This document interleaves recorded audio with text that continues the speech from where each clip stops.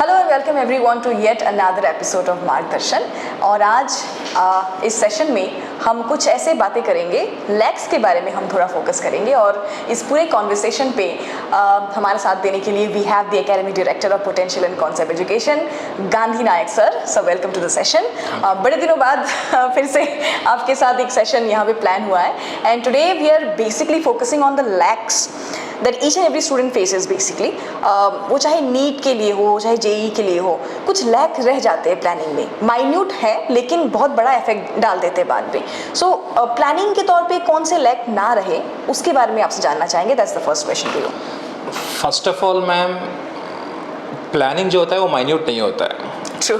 Because planning looks very simple, Right. But executing the plan या उस plan को आप कितना परफेक्शन से, कितना कंसिस्टेंसी से और कितना लंबे तक उस प्लान को आप रेगुलरली फॉलो कर रहे हो, वही सबसे इम्पॉर्टेंट है। और प्लानिंग क्यों इम्पॉर्टेंट होता है, लेट अस से कि why planning is very important for any student. Let us say हम लोग एक हाउस एनवायरनमेंट पे आएंगे। एक इकोनॉमी, घर का इकोनॉमी होता है। घर में अगर पापा 50,000 रुपया या 1 लाख रुपया अगर कमाते हैं तो पापा क्या करते हैं, पहले सैलरी आने के बाद सब चीज़ों को डिस्ट्रीब्यूट करते हैं। यहाँ पे इतना, लोन्स इतना, उसके बाद में बच्चों का पढ़ाई इतना, वेलफेयर इतना, देन एंटरटेनमेंट फंड, उसके बाद में सेविंग्स। राइट।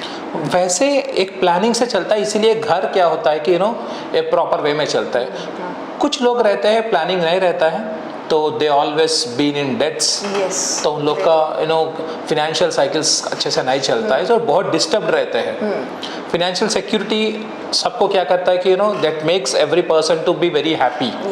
और फिनेंशियल इनसिक्योरिटी बहुत स्ट्रेस लेके आता है आपका प्रोफेशन में, आपका पर्सनल लाइफ में। इन द सेम वे स्टूडेंट का करियर में भी, जब आप कोई भी कोचिंग ज्वाइन किया पढ़ने के लिए, कोई एग्ज़ाम क्रैक करने के लिए, कोई भी exam, it can be smallest exam और जेई नीट से लेके आप यूपीएससी तक कोई भी एग्ज़ाम है, अगर आपके पास प्रॉपर प्लानिंग नहीं है और उस प्लानिंग को आप एग्जीक्यूट नहीं कर रहे हो, if your preparation is unplanned, if it is unplanned it becomes undirectional. जब डायरेक्शन और प्लान दोनों नहीं है, you do not know where you land actually. जैसे हम लोग को अभी देखिए रिसेंटली चंद्रयान 3 हम लोग इसरो ने लॉन्च किए हैं and it went and it landed, like the Vikram lander landed the south pole of the earth, I mean like moon. तो सबको पता है कि कहाँ पे लैंड करना है, because it is planned, organized and then executed. Right. Hence it landed. तो वैसे अगर आपका लैंडिंग प्रॉपरली होना चाहिए तो आपका प्लानिंग और प्रोग्रामिंग भी सेम एग्जीक्यूट करना भी बहुत ही इंपॉर्टेंट चीज़ होता है। तो बच्चों को भी, आजकल का बहुत सारे बच्चों का प्रॉब्लम क्या होता है, पहले दिन जब एडमिशन लेने के लिए आता है या कोई एग्जाम पे प्रिपरेशन के लिए आता है, काफ़ी सीरियस रहते हैं, लगता है कि यार इस साल में क्रैक करके जाऊँगा। बट धीरे धीरे से क्या होता है, जब धीरे धीरे से कोर्स थोड़ा बढ़ता है, आगे बढ़ता है और कोर्स का स्ट्रेस थोड़ा आगे आ जाता है और कंपटीशन, क्लासरूम में कंपटीशन या कोचिंग इंस्टीट्यूट में कंपटीशन समझ में आता है, नंबर्स जितने एक्सपेक्ट कर रहे उतना नंबर नहीं आता है, तो धीरे धीरे से क्या होता है, उसका इंटरेस्ट डाइल्यूट होता है, उसका प्लान एग्जीक्यूट करना डाइल्यूट हो जाता है। तो जब ये दोनों डाइल्यूट हो जाता है तो ऑटोमेटिकली उसका लैंडिंग भी जहाँ पे वो लैंड करना चाहता है वहाँ पे वो लैंड नहीं करेगा। हेंस ये जो कोई भी एग्जाम को क्रैक करने के लिए ना, तो प्लान का lacking is like a very very very big dangerous hazard. तो आप अगर उस लैकिंग से बाहर निकला, अगर आपको प्रॉपर प्लानिंग सिस्टम पता चलता है, तब आपका सिलेक्शन कोई नहीं रोक पाएगा। Hence I don't say planning is a छोटा छोटा चीज़, प्लानिंग इज एवरीथिंग। आपका प्रिपरेशन में planning is everything. It takes only a single paper. आपका एक हफ्ते या कोई भी प्लान को एक पेपर में लिख के रख सकते हो, बट उस पेपर को जो लिखा आपने पेपर में, उसको मेंटेन करने के लिए 1 साल या 2 साल का लंबा प्रिपरेशन आपको करना पड़ता है। सो माइन्यूट, जैसे बोलते हैं little things make more meaning, in the same way it might be very small but it makes much beautifuler bigger light in your life for future. True sir. अभी उसी प्लानिंग को अगर हम माइन्यूटली ब्रेक डाउन करें, then we get an hour, a day, a week, a month. उस हिसाब से how do you think a student should plan his day to day life? अब देखिए, लेट अस से दैट मेरा long term goal है doctor बनना, या मेरा लॉन्ग टर्म गोल है एक IITian बनना। ओके, सो अगर मैं एक इंटीग्रेटेड प्रोग्राम में हूँ, क्लास 11-12 में 2 साल मुझे प्रिपेयर करना है, यानी तो if I am a dropper मेरे पास 1 साल का टाइम है। इफ़ नॉट, इस साल से हम लोग 4 इयर्स इंटीग्रेटेड प्रोग्राम स्टार्ट कर रहे हैं, जहाँ पे 9 से लेकर 12 तक, क्लास 9 से 12 तक बच्चे हमारे पास इंटीग्रेटेड प्रोग्राम में पढ़ाई करेंगे। तो you have different criterias here, your goal is same. आपका गोल क्या है? 1 ईयर आप ड्रॉपर बन के पढ़ाई करो और आप जाओ अपना MBBS सीट, या नहीं तो IIT पे सिलेक्शन लो, या नहीं तो 2 साल इंटीग्रेटेड प्रोग्राम से पढ़ो जाओ, या नहीं तो 4 साल इंटीग्रेटेड में पढ़ो जाओ, बट अल्टीमेटली आपका गोल तो एक ही है। अब इस गोल में वेरी क्या कर रहा है आपका टाइम? यहाँ पे 4 इयर्स है, यहाँ पे 2 इयर्स है, यहाँ पे 1 साल है, और पढ़ना क्या है? पढ़ना तो सेम है। जो आप 1 साल में पढ़ रहे हो, 2 साल में पढ़ रहे हो, 4 साल में पढ़ रहे हो, तो पढ़ाई तो सेम करना है आपको। बट यहाँ पे मैटर क्या करता है, आप इस टाइम ड्यूरेशन को, आप वो चाहे वो 4 साल है या 2 साल है, 1 साल का टाइम ड्यूरेशन है, उसको किस तरीके से ऑर्गेनाइज्ड वे में प्लान किए हो और किस तरीके से उसको एग्जीक्यूट कर रहे हो। एंड सब लोग सोचते हैं कि प्लान्स बहुत लंबे होते हैं, गलत। Plans, always the plan should be of short duration. Long term you should have a goal and you should have short term steps. अगर मुझे एक पहाड़ के ऊपर चलना है और वहाँ पे एक 1000 steps है, तो मैं 300 पे नहीं जा सकता हूँ मैं। Right. You always have to remember that one step, single step। जब चढ़ते अपना एनर्जी को धीरे से आप स्टोर करके धीरे से जाते हो, तब आप सबसे आगे या सबसे आसान से आप अपना मंजिल तक पहुंच सकते हो। इन द सेम वे एक प्रिपरेशन में जब स्टूडेंट एक प्रिपरेशन पे रहता है, स्टूडेंट को भी समझना चाहिए कि इस हफ्ते मेरा टारगेट क्या है और कमिंग एग्जाम क्या है। लेट अस से दैट 15 दिन के बाद में आपका एक एग्जाम आ रहा है, एग्जाम में आपका सिलेबस में ये चैप्टर्स चल रहा है, तो आपको पहले समझना चाहिए कि इस सिलेबस को मैं 2 हफ्ते में डिवाइड किया। अभी करेंटली क्लास में क्या सिलेबस चल रहा है, तो करंट का क्लास का सिलेबस को फॉलो करते करते उसमें भी आपको समझना चाहिए कि क्लास नोट्स सबसे इंपॉर्टेंट है, एक बच्चा को क्लास नोट्स पढ़ना। उसके बाद में NCERT इज़ वेरी इंपॉर्टेंट। उसके बाद में मॉड्यूल ओपन करके क्वेश्चन सॉल्व करना बहुत इंपॉर्टेंट है। उसके बाद भी अगर वो भी कंप्लीट किया आपने, एडिशनल क्वेश्चंस कहीं से भी एक रेफरेंस बुक, अच्छा रेफरेंसेस बुक्स होता है रेस्पेक्टिव सब्जेक्ट्स के लिए, उस रेफरेंस बुक्स को लेके कुछ अच्छा लेवल का क्वेश्चन सॉल्व करना। तो अगर ये सब करना है तो आपको ऑर्गेनाइज्ड वे में जाना है। अनऑर्गेनाइज्ड वे में जब तक आप जाते हो तो आप नहीं कर सकते हो।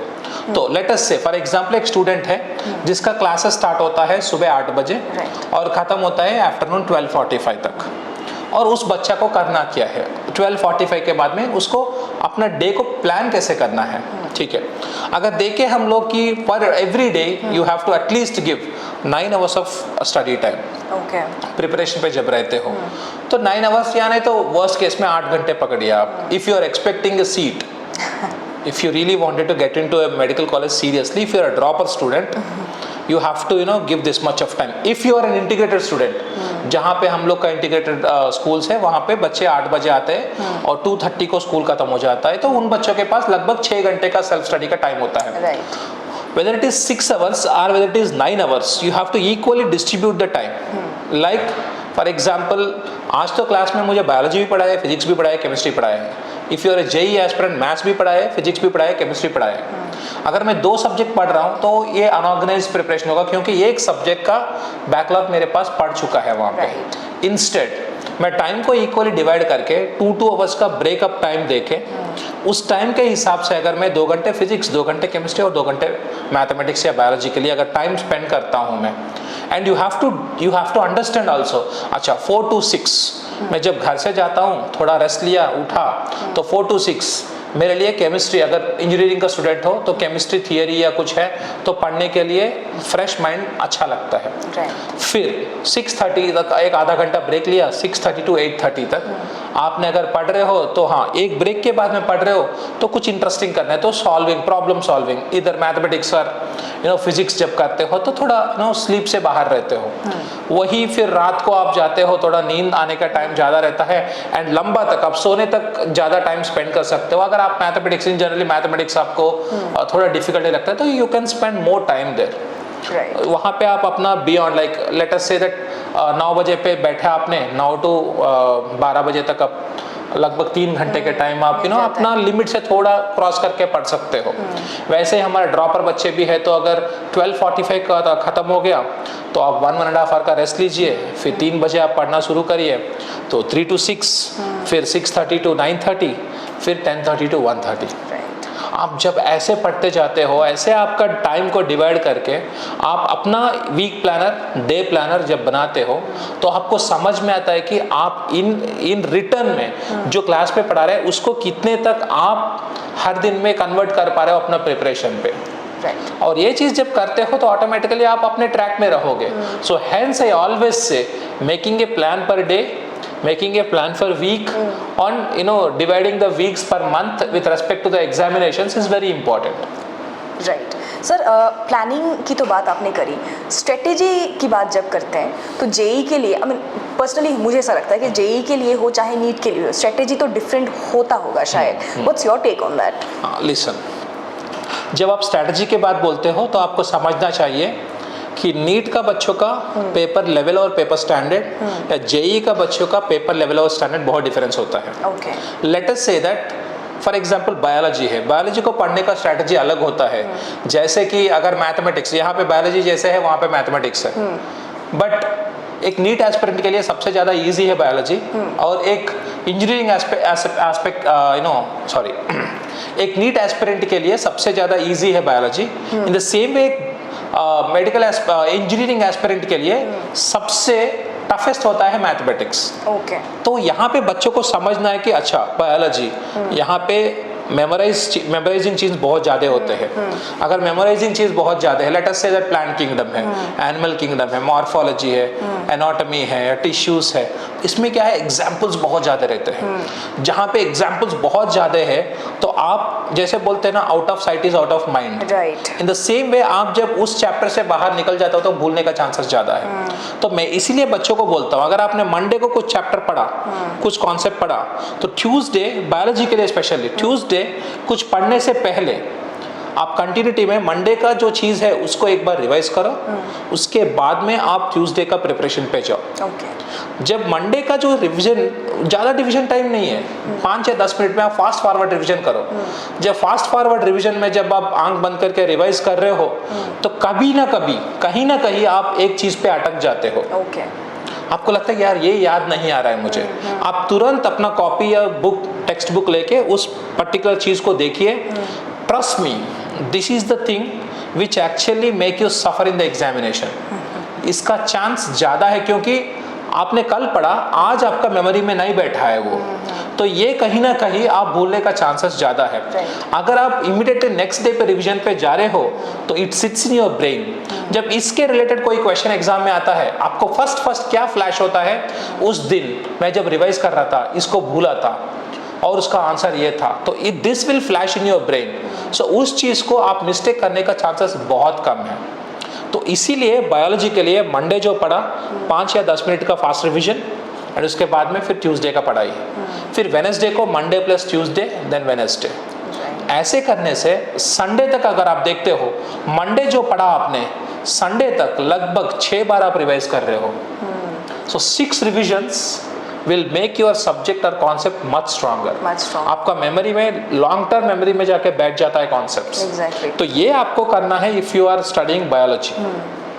और जब नीट एस्पिरेंट्स के लिए फिजिक्स और केमिस्ट्री आता है तो बच्चे केमिस्ट्री को बायोलॉजी के बाद में प्रेफरेंस देते हैं केमिस्ट्री को, और केमिस्ट्री में भी डिवाइड करते हैं। फिजिकल उन लोग को लगता है कि हाँ सर फिजिकल हम लोग कर लेंगे, थोड़ा प्रॉब्लम सॉल्विंग वगैरह है, और इनऑर्गेनिक तो वैसे भी बायोलॉजी तो रटते हैं तो इनऑर्गेनिक भी रट लेंगे। बट यहाँ पे बच्चे को दिक्कत होता है थोड़ा ऑर्गेनिक केमिस्ट्री में। तो अगेन आपको समझना चाहिए ऑर्गेनिक केमिस्ट्री में अगर आपको जीओसी अच्छे से पढ़ा, नॉमेनक्लेचर आइसोमेरिज्म अच्छे से सीख लिया आपने, उसके बाद में जब आप जाते हो अपना हाइड्रोकार्बन्स, उसके बाद में आपका अल्केल हैलाइड्स, यानी तो जब ग्रुप्स पढ़ना शुरू करते हो आप, तब वहाँ पे बहुत सारे रिएजेंट्स रहते हैं, बहुत सारे नेम्ड रिएक्शंस रहते हैं, स्पेशल कंडीशंस रहते हैं, तो कैटलिस्ट रहते हैं। ये सब मेमोराइज करना बहुत इंपॉर्टेंट है। Same again you have to apply the same formula of continuous revisions. Inorganic chemistry है कंटिन्यूअस रिविजन्स, तो ये चीज़ जब आप फॉलो करते हो, जहाँ पे भूलने का चांसेस ज़्यादा है उसको आप रिपीटेड रिविजन्स देना बहुत इंपॉर्टेंट है। एंड वही अगर आप फिजिक्स के लिए आते हो, शॉर्ट नोट्स बनाना और उस शॉर्ट नोट्स को रिवाइज करना, और सबसे इंपॉर्टेंट है PYQs और नंबर ऑफ क्वेश्चन सॉल्व करना फिजिक्स के लिए बहुत इंपॉर्टेंट है। क्योंकि जब बहुत ज़्यादा क्वेश्चन सॉल्व करते हो तो आपका ब्रेन खुलता है। एग्जाम में जब आप जाते हो डिफरेंट क्वेश्चंस डिफरेंट एरिया से कनेक्ट करते हैं। अगर मैंने 10 क्वेश्चन करके गया एक एग्जाम को, मैंने एक 500 क्वेश्चन या 400 क्वेश्चन करके गया, मेरा कॉन्फिडेंस अलग रहता है। राइट। तो 10 क्वेश्चन में the experience that I get और जितना द सब्जेक्ट आई फील और application I get is very less, but the probability अचानक इंक्रीज होता है जब मैंने 300 या 400 क्वेश्चन करके जाता हूँ, क्योंकि मैं डिफरेंट अप्रोचेस को ऑलरेडी देख चुका हूँ, डिफरेंट टाइप ऑफ क्वेश्चंस को एक्सपीरियंस किया हूँ। कब किस स्टेटमेंट देता है तो कंडीशन देता है तो कौन सा फॉर्मूला अप्लाई करना है, I have already experienced it by solving these many questions, so which makes my mind more aware जब मैं एग्जाम में जाता हूँ। तो these things are very important. But अब वही चीज अगर मैं इंजीनियरिंग का प्रिपरेशन पे आता हूँ, it is entirely different. Why? Because देखिए, इंजीनियरिंग में जेई मेंस और जेई एडवांस 2 पेपर होता है। मेंस के लिए लेटेस्ट से पिछले अगर 2 या 3 साल से अगर मैं देखता हूँ, फिजिक्स और केमिस्ट्री के लिए लगभग जो मैंने नीट के लिए प्रिपरेशन स्टैंडर्ड्स बोला था, सेम स्टैंडर्ड पे आप जा सकते हो। बट मैथमेटिक्स जो है, mathematics again you have to have extensive practice. जब तक आप एक्सटेंसिव प्रैक्टिस नहीं करते हो, जैसे मैं अभी बोला है, आपका चांसेस ऑफ आपका कॉन्फिडेंस लेवल्स इंक्रीज करने के लिए आपको प्रोबेबिलिटी को इंप्रूव करना है। प्रोबेबिलिटी को इंप्रूव करना है तो आपको मोर नंबर ऑफ क्वेश्चंस को प्रैक्टिस करना चाहिए। तो उससे आपको ऑटोमेटिक एंड मोर ओवर सबसे इंपॉर्टेंट जेई के लिए प्रिपरेशन में PYQs बहुत इंपॉर्टेंट है। मैंने एक चैप्टर किया, ठीक है, वो चैप्टर पढ़ने के बाद मैंने तो अपना मॉड्यूल का क्वेश्चन सॉल्व कर दिया। मॉड्यूल में हम लोग लास्ट में PYQs भी देते हैं, पिछले 30 साल या 20 साल का PYQs देते हैं। PYQs का इंपॉर्टेंस यही होता है, PYQs आपके लिए एक दिक्सूची बनता है, वो डायरेक्शन दिखाता है कि पिछले 20 साल में इस पर्टिकुलर चैप्टर में क्वेश्चन कहाँ से दिया है, किस तरीके से दिया है और किस और चैप्टर का कॉन्सेप्ट के साथ जुड़ के दिए हैं। These all things will be clearly noted there. तो इसको जब ये क्वेश्चंस जब आप सॉल्व करते हो तो आपको उस पर भी एक एक्सपोजर मिल जाता है। तो इसीलिए जो जेई बच्चे हैं, जेई मेंस के लिए जो अगर स्पेशली बच्चे प्रिपेयर कर रहे हैं, उन बच्चों के लिए मैं बहुत ज़्यादा सा रिकमेंड करूँगा, आप PYQs अच्छे से सॉल्व करो। और फिजिक्स केमिस्ट्री तो सेम। और इम्पॉर्टेंट है, आप केमिस्ट्री पे इस साल अगर हम लोग देखते हैं तो इनऑर्गेनिक केमिस्ट्री में बहुत सारे चैप्टर्स या सिलेबस को निकाल दिए हैं। तो कहीं ना कहीं मुझे लगता है अगर इनऑर्गेनिक केमिस्ट्री में सिलेबस निकाल दिए हैं तो कहीं ना कहीं ऑर्गेनिक केमिस्ट्री के ऊपर थोड़ा स्ट्रेस करने का चांसेस ज़्यादा है। एज वेल एज जो इनऑर्गेनिक में बचा हुआ चैप्टर, जैसे कि पी ब्लॉक में कुछ थोड़ा टॉपिक बचा हुआ था, और डी ब्लॉक, एफ ब्लॉक और कोऑर्डिनेशन कंपाउंड्स, इसमें से क्वेश्चंस कहीं से भी देने के चांसेस बहुत ज़्यादा है। एंड सबसे इंपॉर्टेंट है लैब मैनुअल। क्लास 12 के बच्चे, इंजीनियरिंग के बच्चे अगर जेई का तैयारी कर रहे हो, बहुत सारे बच्चे लैब मैनुअल जो होता है उसको इग्नोर करते हैं। बट प्लीज़ बेटा, एवरी ईयर लैब मैनुअल से फिजिक्स में, experimental physics as well as chemistry में जो आप लैब्स करते हो उसमें से वो मैनुअल से क्वेश्चंस निकलता है जेई में। तो प्लीज़ नॉट इग्नोर इट। आप लैब मैनुअल लीजिए, उसको भी आप एक बार अच्छे से रिवाइज करिए और लिख लीजिए, क्योंकि उससे क्वेश्चंस डेफिनेटली आएगा। तो जैसे मैंने आपको डिवाइड किया, यहाँ पे बायोलॉजी के लिए कंटिन्यूअस रिविजन्स और क्वेश्चन प्रैक्टिस, और फिजिक्स के लिए नीट के लिए, और फिजिक्स के लिए आपको ज़्यादा कॉन्सेप्ट्स लिखना, शॉर्ट नोट्स बनाना, और क्लास नोट्स बहुत सफिशिएंट है। नीट का स्टूडेंट के लिए क्लास नोट्स फिजिक्स के लिए सफिशिएंट है। आपको बस सेमीकंडक्टर्स वगैरह रहता है, उसके लिए आपको एनसीईआरटी पढ़ना है। बाकी चैप्टर के लिए you don't need to require NCERT. बाकी चीज़ें आपको सब कुछ, आपको क्लास नोट्स अगर ढंग से पढ़ लिया आप तो आप आराम से क्वेश्चन सॉल्व कर ले सकते हो। और केमिस्ट्री के लिए NCERT is mandatory, like it is Bible for you have to read NCERT. वही आप जब जाते हो तो जेई का प्रिपरेशन में, जेई मेंस का प्रिपरेशन में आपको एनसीईआरटी के साथ साथ मॉड्यूल में सब क्वेश्चन सॉल्व करना है। एंड कुछ प्रिस्क्राइब्ड रेफरेंस बुक्स रहता है, आपको टीचर्स जो रेफर करते हैं उस बुक्स को आपको डेफिनेटली सॉल्व करना है, कंपलसरी सॉल्व करना है। जैसे MS चौहान है, तो आपको वैसे बुक्स को सॉल्व करने से थोड़ा it will help you to gain more knowledge और more different questions of different kind of questions आपको मिलता है, तो एक्सपोजर मिल जाता है। बट जेई एडवांस के लिए जब जाते हो, when you go for JEE advance, आपको समझना चाहिए यहाँ पे नीट, मेंस और एडवांस में एक डिफरेंस है। नीट में 3 घंटे 20 मिनट का टाइम होता है, मतलब लगभग 200 मिनट्स का टाइम है। 200 मिनट्स में 200 क्वेश्चंस को पढ़ना है और उससे 180 बेस्ट क्वेश्चंस को सेलेक्ट करना है आपको। उस 180 क्वेश्चंस को, मतलब आप सोचे कि 180 क्वेश्चंस जैसे जाना और फिल करना, इसमें एक 20 मिनट निकल जाता है आपका, तो 3 घंटे 180 मिनट्स 200 क्वेश्चन में 180 क्वेश्चन बेस्ट सेलेक्ट करके एक एक क्वेश्चन के लिए 1 मिनट मिलता है। पढ़ना, समझना, एनालिसिस करना, वर्कआउट करना, सॉल्व करना एंड बबल करना। Right. So how sharp your preparation should be. तो इसको अगर आप लोग इतना कम टाइम पे उसको एग्जीक्यूट करना है तो you require more planning and more practice. जिस तरीका से अगर आप अपने आप को रेडी नहीं करते हो तो आपका प्रिपरेशन कहीं ना कहीं लैकिंग होगा। तो इसीलिए प्लानिंग बहुत इंपॉर्टेंट है। Lacking in planning will never let you crack any examination. So वही अगर आप जेई मेंस पे जाते हो 75 क्वेश्चंस और आपके पास है 3 घंटे का टाइम, तो आप देखिए एक क्वेश्चन के लिए आपको लगभग 2.5 मिनट्स का टाइम मिल जा रहा है यहाँ पे। वही आप जेई एडवांस के लिए जा रहे हो, जेई एडवांस में 54 क्वेश्चंस रहता है। 54 क्वेश्चंस को आपको 3 घंटे में आंसर करना है। वहाँ पे इन जनरल 54 क्वेश्चन में लेट अस से 50%, बिकॉज 50% अगर स्कोर किया तो लगभग आपका रैंक 1000 to 2000 के बीच में रहेगा जेई एडवांस में। 50% in JEE advance is all India rank 1000 to 2000 के बीच में रहेगा। आप सोचे कि वो लेवल कितना है। तो 25 क्वेश्चंस 54 में अगर लगभग 26-27 के आसपास। सो 25 क्वेश्चंस अगर मैं सॉल्व कर रहा हूँ with in 3 hours of time, तो मेरे पास एक क्वेश्चन के लिए 7 मिनट का टाइम है। तो जेई मेंस या एडवांस के लिए जो बच्चे प्रिपेयर कर रहे हैं, आप क्वेश्चन को गिव अप करना छोड़ो, क्वेश्चन से लड़ो। आप जब प्रैक्टिस सेशंस में बैठते हो, प्रैक्टिस करते हो, do not be too much dependent on teachers. आप इंडिपेंडेंट बनो, क्वेश्चन से लड़ो, क्वेश्चन से लड़ना सीखो। आज नहीं लड़ा, कल जाके एग्जाम में आप क्वेश्चन से स्ट्रगल करना नहीं सीख पाओगे।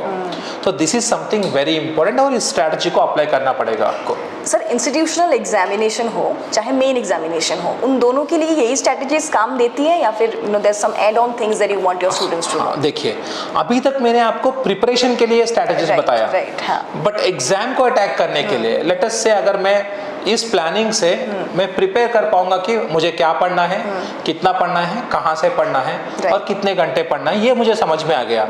But to convert it into product, exam में मार्क्स के जैसे प्रोडक्ट को कन्वर्ट करना है।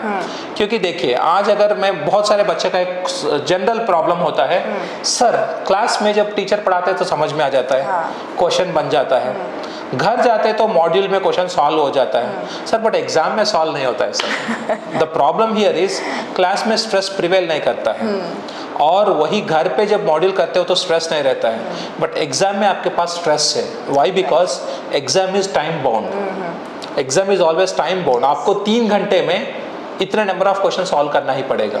जब टाइम बाउंड है, आप कहीं पे एक क्वेश्चन पे अटक गया तो आपको लगता है कि यार टाइम जा रहा है और मुझे इस क्वेश्चन नहीं आ रहा है, यहाँ तो पेपर एक टफ आ गया तो आपके अंदर स्ट्रेस बढ़ जाता है।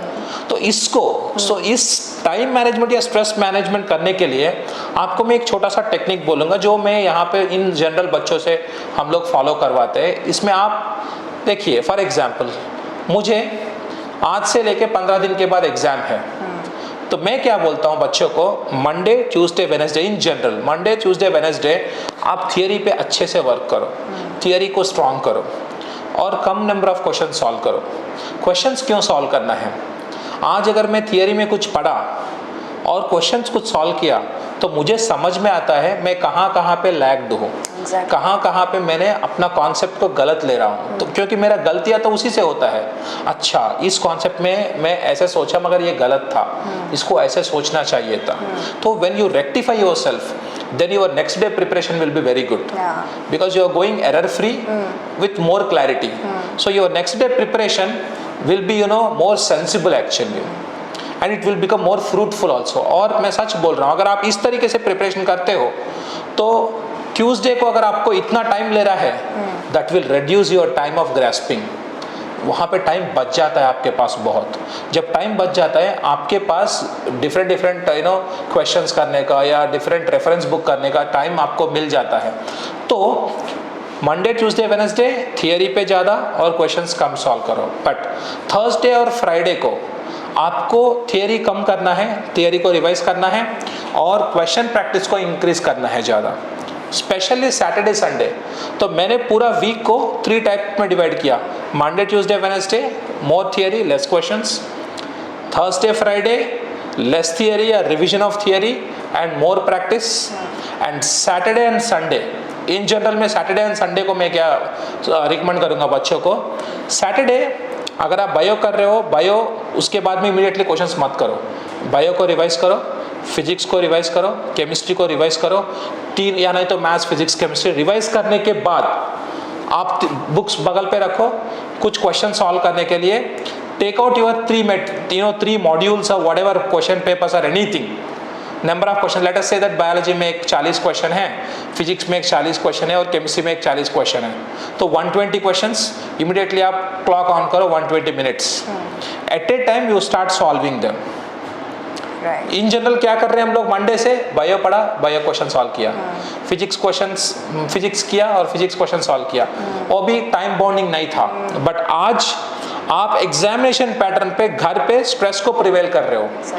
आप क्या कर रहे हो, एक बार सब रिवाइज किया और एक ही टाइम पे आप फिजिक्स केमिस्ट्री बायोलॉजी या फिजिक्स केमिस्ट्री मैथ्स एक ही टाइम पे टाइम बाउंड प्रिपरेशन पे आप टाइमर लगाओ और क्वेश्चन सॉल्व करना शुरू करो। इसमें आपको समझ में आता है कि सैटरडे आपका स्पीड कितना है और संडे को सैटरडे से संडे तक कितना इम्प्रूव हो गया है, और इससे आपको समझ में भी आता है कि अच्छा टाइम बाउंड में, क्योंकि अभी आप पूछ सकते हो मुझे सर टाइम बाउंड अगर मुझे करना है तो बायो करके बायो का 40 क्वेश्चन का टाइम अलग से, फिजिक्स का 40 क्वेश्चन का टाइम अलग से नहीं। वाई? बिकॉज जब एग्जाम पे जाते हो, एग्जामिनेशन पे आपको पीसीएम या पीसीबी को एक ही टाइम पे 3 घंटे में स्विच करके करना पड़ता है, तो इसलिए आप अपने आप को, अपना ब्रेन को भी इस तरीके से आप ट्रेन करना पड़ेगा। right. तो सैटरडे संडे फिर नेक्स्ट सैटरडे, तो before you going for the weekend examination you are almost writing 3 or 4 times different situations आप क्रिएट करके उस स्ट्रेस को ले रहे हो, तब जाके एग्जाम जब जाते हो, इंस्टीट्यूशनल एग्जाम हो या बाहर का एग्जाम हो, जब आप जाते हो तो आपको समझ में आता है कि हाँ यार मैं तो इस सिचुएशन को ऑलरेडी फेस कर चुका हूँ, तो I can solve it. So आपका एफिशिएंसी बढ़ जाता है।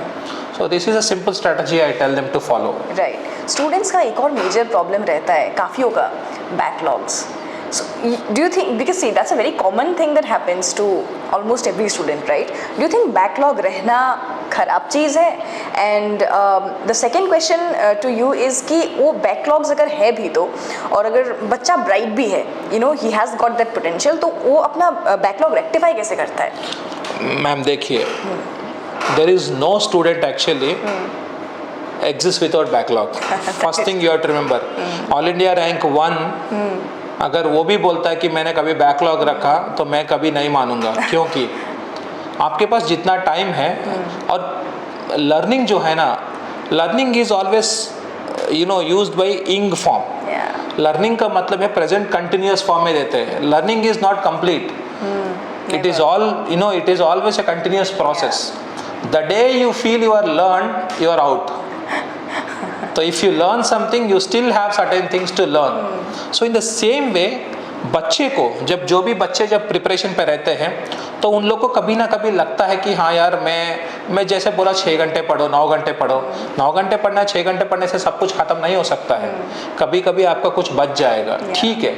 आप सब कुछ कंप्लीट करने के चक्कर में मत भागो, पढ़ो, जो पढ़ते हो एफिशिएंटली पढ़ो, परफेक्टली पढ़ने का कोशिश करो। हाँ, कुछ बैकलॉग्स रहेगा। एवरी संडे इन जनरल हमारे पास क्या होता है, Sunday we do not have classes and Sunday complete day free रहते हैं बच्चे, तो Sundays are your backlog rectifying days. और कोई हॉलीडे आता है, पब्लिक हॉलीडेज वगैरह आता है, you have to utilise that time for rectifying your backlogs. क्योंकि बैकलॉग सबको रहता है बेटा, ये मत सोचे कि बैकलॉग्स आपसे ही हो रहा है। But if you are not working on your backlogs, then backlogs के ऊपर backlog dump होके it becomes a dump yard and then it creates lot of stress। तब आप थोड़े धीरे धीरे से डिमोटिवेट हो जाते हो। नहीं, अगर संडे को आप अपना बैकलॉग को थोड़ा भी अगर कंप्लीट कर रहे हो ना, आपके अंदर हिम्मत आता है, आपको समझ में आता है कि हाँ यार मुझे प्रोसेस तो पता चल गया कि इस बैकलॉग से हटना कैसे है। एंड वैसे भी सिलेबस खत्म होने के बाद आपके पास 2-3 महीने का तो टाइम मिलेगा, तो इंडिविजुअल चैप्टर के ऊपर आप अच्छे से काम कर सकते हो और अपना बैकलॉग्स के ऊपर भी अच्छे से काम कर सकते हो। So that is some way, that is some process you always have to follow. उससे आपको भी कॉन्फिडेंस मिल जाता है कि हाँ अरे यार बैकलॉग्स हुआ तो ठीक है यार, कोई बात नहीं, मेरे पास तो नेक्स्ट 2 दिन छुट्टी आ रहा है, मैं तो संडे आ रहा है, मैं फिनिश कर दूंगा। So be very optimistic in your preparation, because जो चीज़ आप गो थ्रू कर रहे हो, मार्क्स कम आ रहा है, कभी ज़्यादा आ रहा है, इंडिया में सब बच्चों का सेम सिचुएशन होता है और बैकलॉग्स सबको होता है। एग्जाम में क्वेश्चंस नहीं बनना, एग्जाम के बाहर बनना सबसे होता है। This all things are very common for every aspirant, but उन चीज़ों पे आप किस तरीके से काम कर रहे हो, किस तरीके से वो चीज़ों को ओवरकम कर रहे हो, ये बहुत मैटर करता है। And this decides where you stand in this national competition. Exactly. Last week I had spoken to Shakil.